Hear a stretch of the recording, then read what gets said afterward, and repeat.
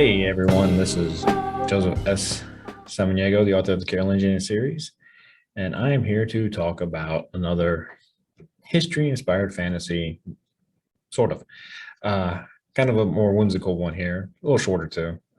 Got a comment from somebody in real life that the video was a little too long last time, so uh, oh well, you know, tough luck. But anyway, so we're gonna do a short one, just a fun one. And as you can see, I got a new background and it's kind of messing with my head. So bear with me, I might change it anyway. But this is one of the maps actually I created. And you can see some of these maps on my Patreon, so check it out. For now, let's talk about our topic. Topic today is beards. Yes, beards. So let us get into discussion. So we're going to go with the blurred background for right now. So we're talking about beards. This is something that is very important to society. We have a lot of historical records of beards going back centuries, millennia to the ancient times. We know of cultures that did incorporate beards into their livelihood or into their lives, such as the Vikings. The Scandinavian cultures were very well known for their beards and their hygiene in general, actually. Something that a lot of people may not be well aware of. We also know of a lot in the Middle East where beards were very prominent. We'll see some examples of that, especially in the older days and even in ancient Greece and other times. Now, clean shaven was always considered to be a certain habit that a lot of cultures did incorporate. And a lot of that was done from a standpoint religiously, or some of it was just a cultural thing. It was just something that the society did. We know that the Vatican did actually mandate at some points in history, and some points it was an unofficial mandate, that the priests were meant to be clean shaven. It was a purity thing. It was an angelic thing. It actually compared themselves with the angels. In fact, we do know of an abbey of Cistercian monks that were reprimanded by their leader for not. They grew their beards, and they actually did get a letter reprimanding them for not shaving their beards. Sorry, I had to go off track there for a second.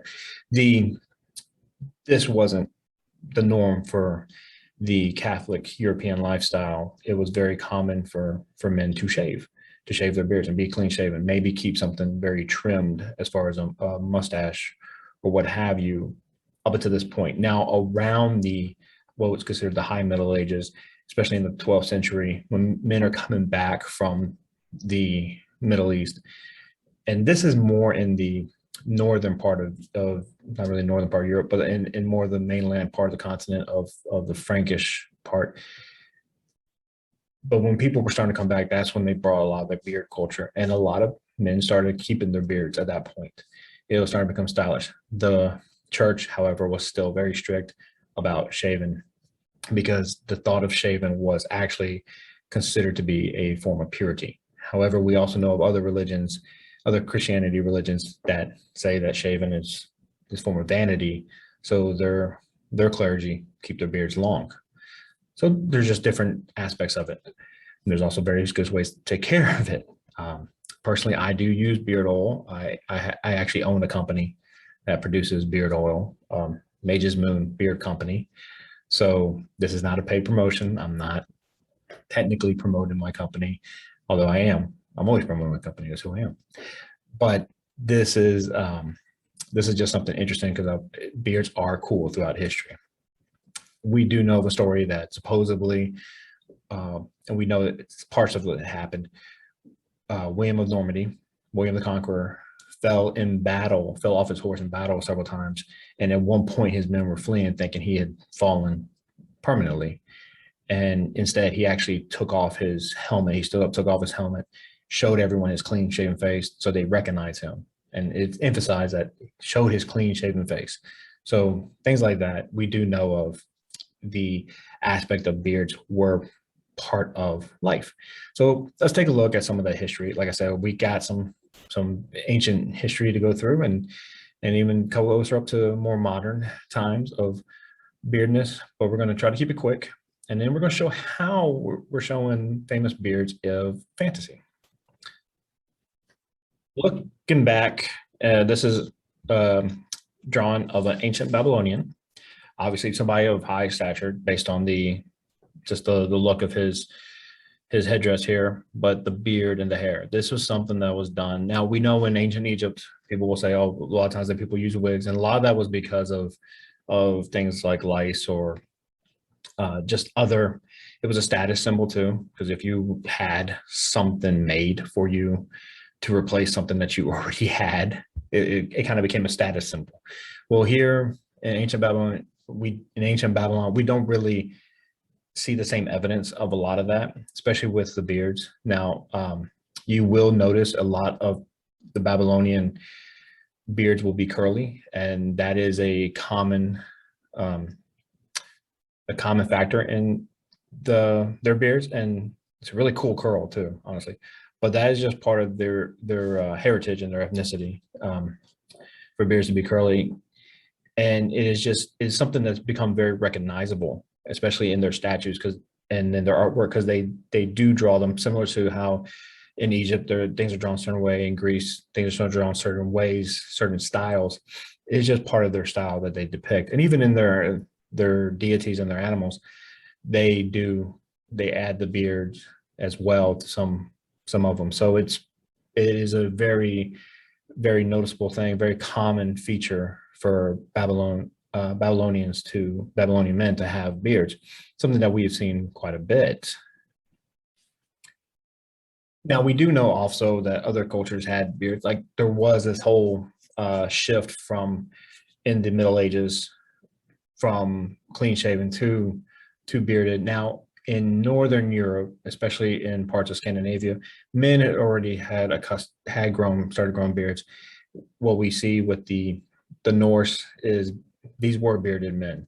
That was one of the traits that they said. Now, obviously, things got exaggerated. They would talk about their size and their ferocity, but their beards was also a very common descriptive analysis. But for the Scandinavian populations of that time, especially what we consider now to be the Vikings, what we call the Vikings, beards were very common. Facial hair was just very prominent and very common for them as well.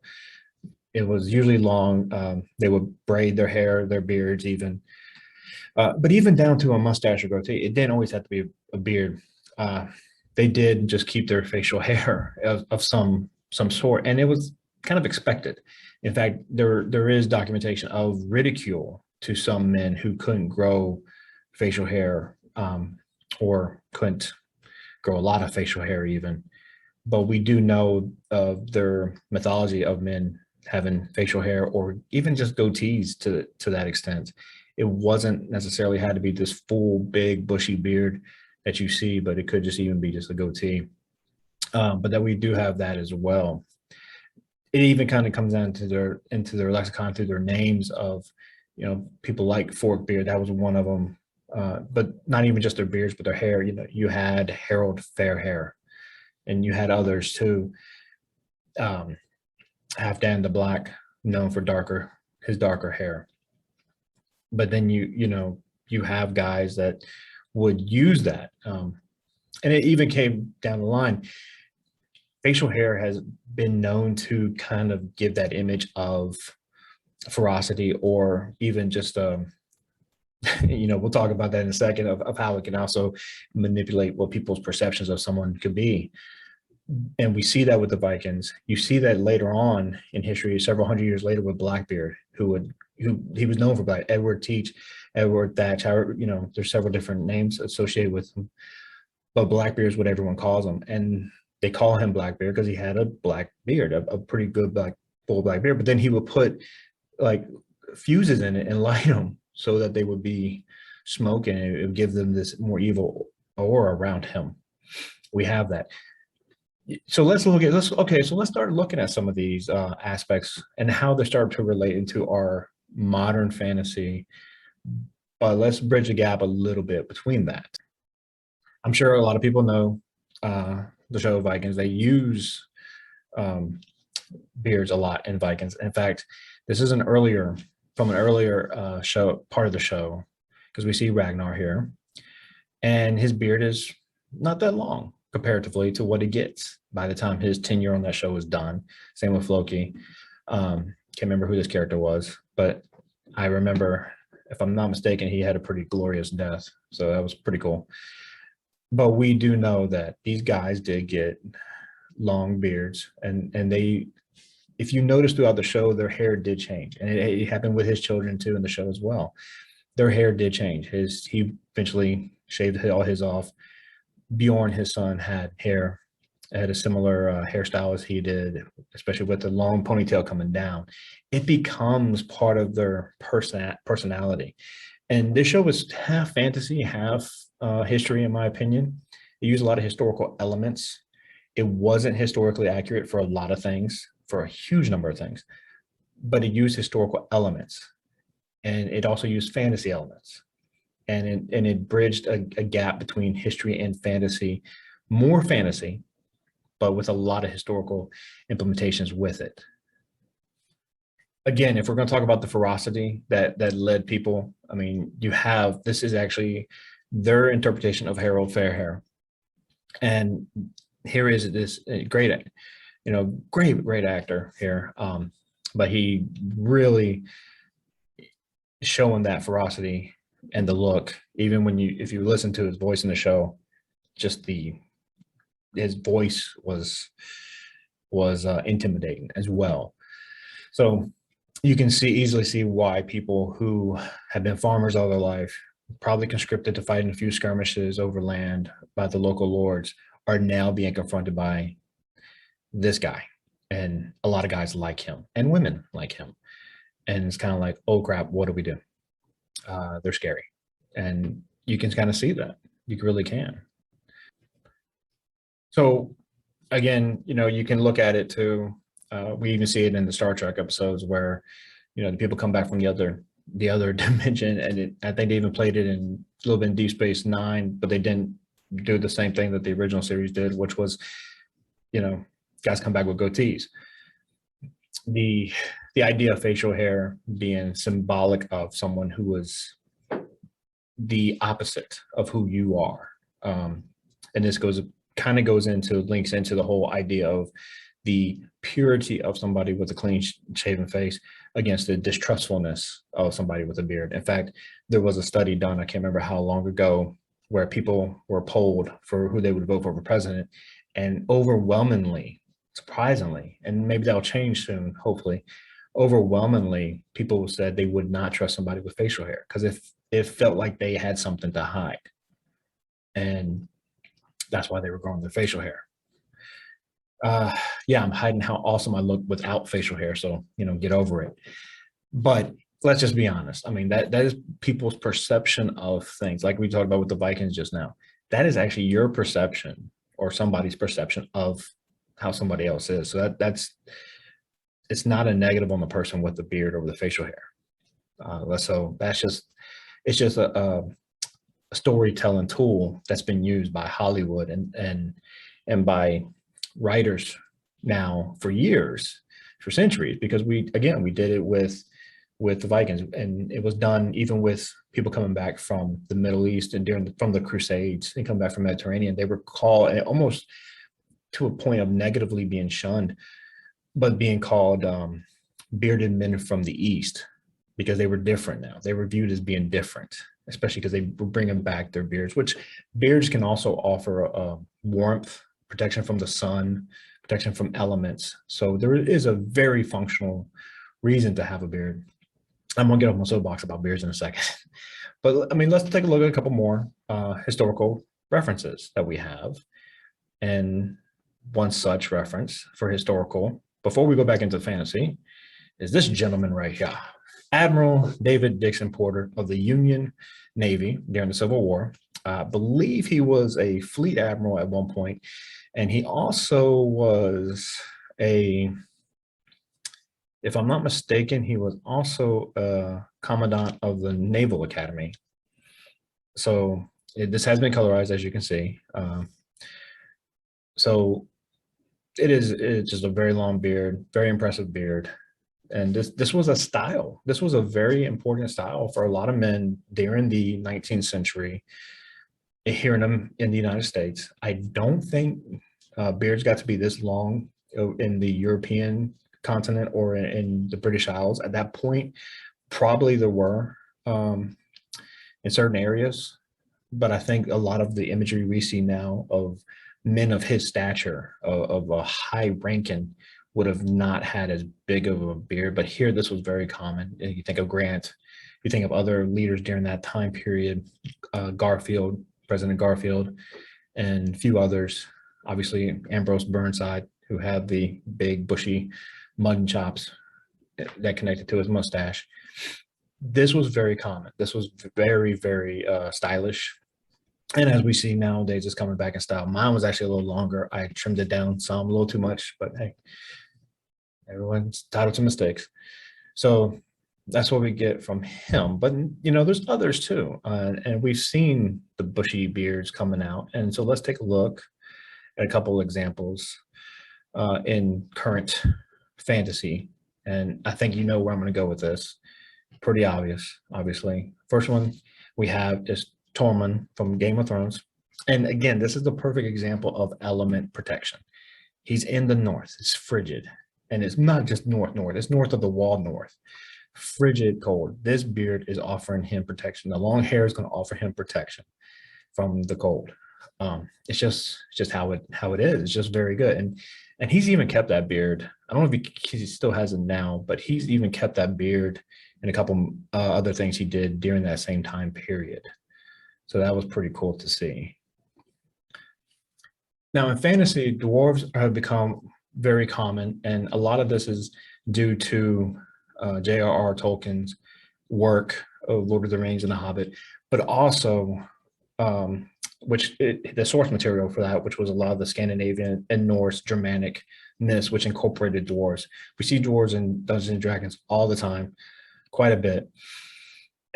Here, this is from the one of the councils, I believe it's the Council of Elrond. Yeah, because we see Gimli there. And this is dwarves. This is the common look of dwarves, and we see this in Dungeons and Dragons still to this day, and in other media. This is the common look of dwarves, and they have, beards. It's just very common. In fact, even the women have facial hair in dwarves, as comically pointed out during the Two Towers. So it's a common trope that we use, and it's a pretty good trope to use, honestly. And we like to use that. It gives them an image that for a writer we can know that our readers will understand it and recognize it. Last but not least, Gandalf. He is the ultimate bearded guy. People think of beards, long hair, pipe smoking. You think Gandalf. Here he is, played by the fabulous Sir Ian McKellen, and he is just here's Gandalf the Grey. Obviously, he did get a white beard when he became Gandalf the White, but this is good for what he is bringing to the bearded discussion. It is very inspiring, something that we can all work up to. But yeah, this is still a very common aspect of beard life. We see now, we model our wizards after these guys. They're old sages, they're old scholars. And what do you see when you see an old scholar? You see a guy with a pipe, hunched over books, hunched over papers, long beard. That's what we see. They don't have time to shave because they're studying too much. So it is very common to have a wizard from that aspect. So that's where we get our wizards from. But there is historical backgrounds with that. A lot of men, if you look at paintings from the Renaissance that were depicting Greek scholars and philosophers, beards were very common for them as well. If you look at Raphael's School of Athens, you see Aristotle and Plato as the central figures, both bearded, teacher and student becoming a teacher. But then you look around and you see bearded men throughout, the older ones, the wiser ones, the ones that are teaching, and then the younger students without the beards, the young ones. So it's still common. It's the trope that we have of the old scholarly bearded guys. So that's it for today for the history inspired fantasy video of beards. Like I said, we're trying to keep it short compared to the others. I hope I did that. I have no idea what time I started. And I have no idea what time it is now. Type some comments down below if you want to hear more. Don't forget to like and subscribe. Check out my Patreon page for maps. Like I said, the original opening was a map. So check it out for more maps that I have. And, be sure to come back for more content. The next one we're going to be doing is probably going to be working on one for fantasy films. What are some key, this is not a history inspired fantasy, but just straight up fantasy films that fantasy writers probably should take a look at if they haven't already? Or what are some, if you're a fantasy fan, what are some films that are out there that if you haven't seen them yet, you want to see, or maybe see them again? So again, like and subscribe, and I'll see you next time.